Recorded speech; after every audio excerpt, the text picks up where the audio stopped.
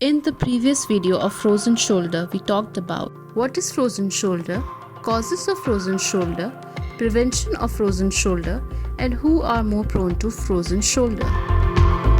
In this video, we'll talk about exercises of physiotherapy for frozen shoulder.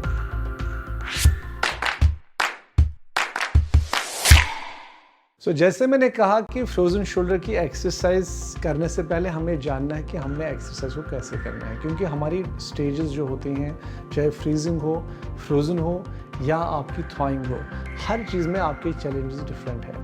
अब हम बात करेंगे कि अगर हम स्टार्टिंग में एक्सरसाइज शुरू करें, हम कैसे करें। स्टेज 1 में पेन बहुत ज़्यादा है, तो हमें मोबिलिटी को भी मेंटेन रखना है। कैसे करें एक्सरसाइज। हम उसके लिए हमारी जो प्रेफर्ड एक्सरसाइज होती है as a physiotherapist, that is pendular exercise.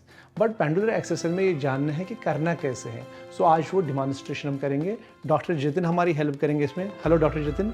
आप बताइए दर्शकों को कि हम किस तरह से जो एक्सरसाइज है फ्रोज़न शोल्डर में हमें करनी होती है पेंडुलर, उसमें हमें किन किन चीज़ों का ध्यान रखना होता है। आप प्लीज़ डिमॉन्स्ट्रेट कीजिए। सबसे पहले अगर आपका राइट फ्रोज़न शोल्डर है, आपको राइट फ्रोज़न शोल्डर के लिए राइट लेग को एक फॉरवर्ड रखना है।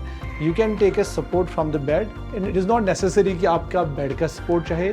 आप व्हीलचेयर का बैक रेस्ट यूज़ कर सकते हैं, आप डाइनिंग टेबल का सहारा ले सकते हैं। बट कोशिश करें कि आपको यहाँ पे स्ट्रेन ना पड़े, क्योंकि मोस्ट ऑफ टाइम्स पेशेंट्स को बैक एक भी होती है, तो ऐसा ना हो कि वो शोल्डर ठीक करने के चक्कर में उनका बैक एक हो जाए।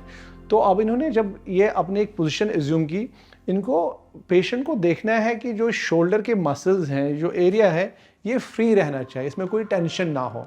और तब जाके जब इसने ये पूरा फ्री किया, इसने ये जो 1 kg वेट लिया, ये लिफ्ट करने के लिए नहीं लिया, इसको डिस्ट्रैक्शन के लिए लिया, सो दैट यहाँ पे स्पेसिंग जो है वो और अच्छी डिस्ट्रैक्शन लोड से हो। और 1 kg से ज़्यादा आप लोड ना लें, it should be only 1 kg।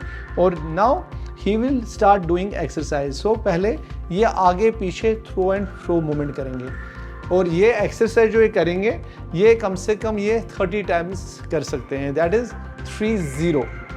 और इसके बाद अब देखिए, इसने पूरा रिलैक्स रखा है अपना शोल्डर, एंड ये एक पेंडुलम की तरह एक्ट करता है, तभी इस एक्सरसाइज का नाम है पेंडुलर शोल्डर एक्सरसाइज। और इसके बाद ये इसको इन एंड आउट डायरेक्शन में इसको टू एंड फ्रो करेंगे, और ये भी ये 30 टाइम्स 30 रिपीटेशंस करेंगे। और द थर्ड वन इज, ये कोशिश करेंगे एक ज़ीरो बनाने की, एंड कोशिश करेंगे कि जितना बड़ा इनसे ज़ीरो बन सकता है, सर्कल कर सकता है, वो करें। और ये भी ये 15 repetition is this side, 15 this side. और अगर आपको लगता है कि आप ज़्यादा भी कर सकते हैं, you can go up to 30। This is the first set of exercise. अब हम चलते हैं दूसरे सेट ऑफ एक्सरसाइज पे। एक्सरसाइज का जो दूसरा सेट होता है फ्रोज़न शोल्डर के लिए, और मेजरली हम ये फ्रोज़न जो स्टेज होती है उसमें यूज़ करते हैं, जहाँ पेशेंट की पेन थोड़ी कम होती है और हम थोड़ा सा फोकस मूवमेंट पे करते हैं। तो उसमें हम इस तरह की एक्सरसाइज शुरू करते हैं कि जब पहले हम पेशेंट को कंफर्टेबल करें और उसको एक हॉरिजॉन्टल पोजीशन में लें। तो जितिन जी, आप प्लीज़, डॉक्टर जितिन, आप एक हॉरिजॉन्टल पोजीशन में आ जाइए, आप लेट जाइए।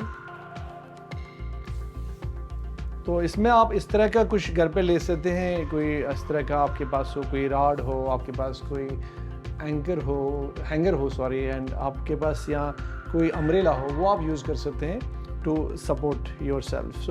पहली एक्सरसाइज इसमें आप अपने हाथ को ऊपर उठाना है। तो ये हाथ को ऊपर उठा रहे हैं, और जहाँ तक ये कंफर्टेबल है ये ले सकते हैं, और हल्के हाथ इसको वापस ला सकते हैं, कोई झटका देने की ज़रूरत नहीं है। और 2-3 सेकंड लेके वहाँ पर रोक के इसको वापस ला सकते हैं। तो ये 10 से 15 बार ये कर सकते हैं। एक्सरसाइज नंबर 2, ये क्या करेंगे कि ये अपने हाथ को बाहर के डायरेक्शन में ले आएंगे, जहाँ पे इसको, जैसे इन्होंने अभी हथेली में रख के इसको ये आउटसाइड जो है घुमा रहे हैं। और ये मूवमेंट भी हमारी बहुत इम्पॉर्टेंट होती है फ्रोज़न शोल्डर के केस में। और इसके बाद एक्सरसाइज नंबर 3, ये पूरा अपने जो इसके जो रोटेटर का मसल्स होते हैं, उनके लिए हम अपना जो है इस राड को यूज़ करेंगे, और ये आप साइड में इसको, जो इनका अनएफिटेड हाथ है उसको यूज़ करके इसको ये रोटेट कर रहे हैं। इसको हम एक्सटर्नल रोटेशन बोलते हैं, और ये हमारे लिए बहुत इंपॉर्टेंट होता है। और एक बार ये कंफर्टेबल होते हैं इस पोजीशन में, लाइन पोजीशन में, तो हम पेशेंट को प्रोग्रेस करके हम इसको ये स्टैंडिंग में भी ये चीज़ें करवा सकते हैं। और कैसे करनी है, वो हम अभी आपको दिखा देते हैं। सबसे पहले आप एंटी ग्रेविटी इसको आप पूरा उठाएंगे आगे, जितना आप उठा सकते हैं आप उठाइए और इसको धीरे करके वापस ले जाइए 10 से 15 रिपीटेशन। और ये पोजीशनिंग आपकी इस तरह की होनी चाहिए कि आपके दोनों जो फीट है वो शोल्डर लेवल पे हैं और आप एकदम इरेक्ट खड़े हैं। दूसरी एक्सरसाइज, आपने अपनी हथेली को, अपने पाम को उसके कोने पे रख के इसको आप साइड से उठा सकते हैं। तो अब ये साइड से जहाँ तक आपका कंफर्टेबल है with in pain free range आप उठा के इसको वापस ले सकते हैं। इससे आपकी साइड की जो मूवमेंट है वो इम्प्रूव होती है। थर्ड, हम इस डंडे को पीछे साइड लेके हम इससे 2 तरह की एक्सरसाइज कर सकते हैं। एक तो हम एक्सटेंशन ऑफ शोल्डर करेंगे, जितना आप उठा सकते हो पीछे उठा के 1 2 3 करके आप वापस ले जाइए 10 to 15 रिपीटेशन। देन आप अपने जो इंटरनल रोटेटर शोल्डर के हैं उनको भी आप इससे मोबिलाइज कर सकते हो। जैसे ये ऊपर उठा रहा है फिर वापस कर रहा है।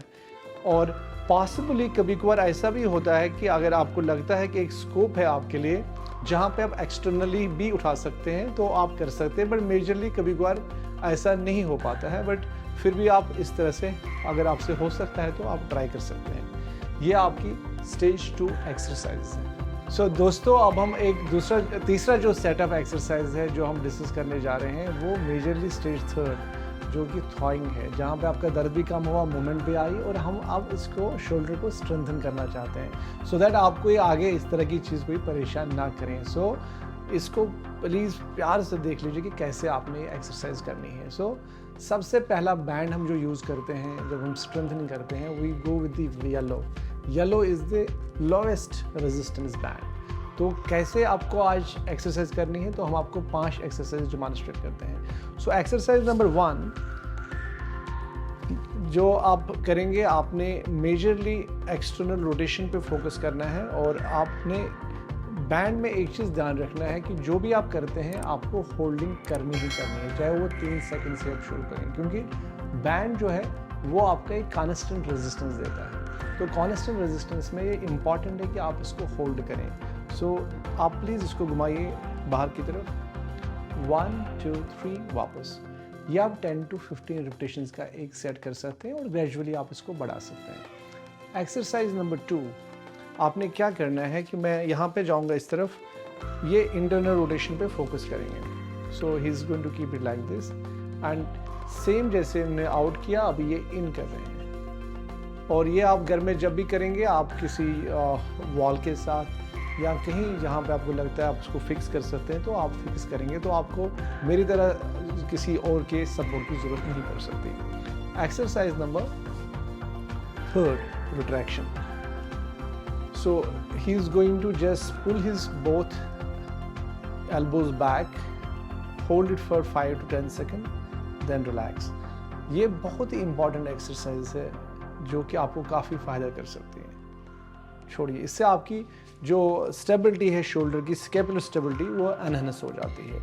और इसके बाद आप जो है आप एक्सरसाइज करेंगे जहाँ पे आप इसको अपने फीट के नीचे रख सकते हैं और आपको बहुत ही इजी वे में आपको मैं ये डेमोंस्ट्रेट करूँगा कि आप कैसे करेंगे।